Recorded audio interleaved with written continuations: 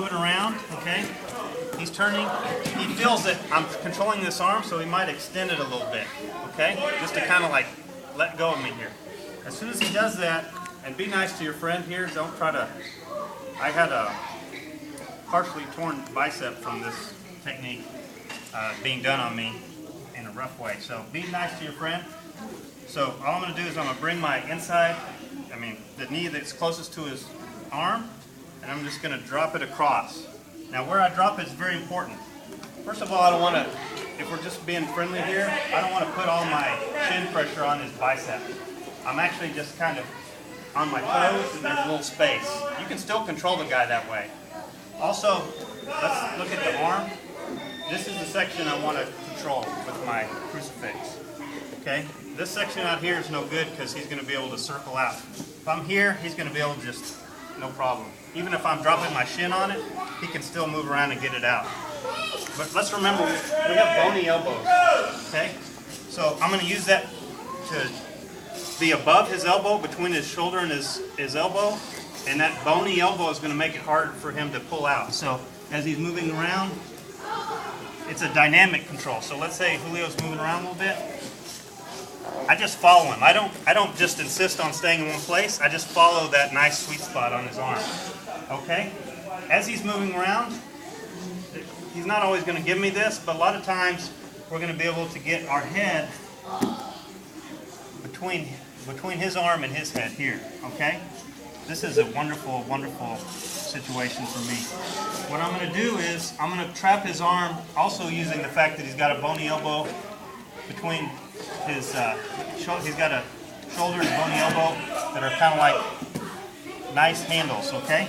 So I'm going to do like I'm laying on the beach checking out all my pretty friends, okay? So I'm going to control his arm here, and it's going to be hard for him to pull his arm back. So try to get your arm back. And now just move around a little bit. I keep saying it for base. If you try to bump you this way, I have to put base. Okay? I want to keep my knee close to his hip as well, so that he can't recover guard. Because if I have this and he shrimps out a little bit and traps my leg, then this position is not going to help me so much. So I keep my knee tight to his hip. If he gets really crazy with his shrimp, I don't want y'all to do this, but just keep in mind, if he shrimps away real strong, I can switch my hand and put my other hand there. Let's not even worry about that. I'm just saying, it's nice to have this free hand. So, I call this, I don't call it, some people call this the lazy boy, for obvious reasons. So this is crucifix and lazy boy. Okay, so let's go back. Controlling his elbows, right above his elbows on the tricep there. My knee is tight to his hip. He's moving around. I just need a little bit of separation. I bring my knee up high. I don't want to just be too mean here, but I bring it down across that bicep. I'm not putting a lot of pressure here, and I make sure I'm inside the elbow, okay? Now, I don't have to get this other position right away. He moves around a little bit.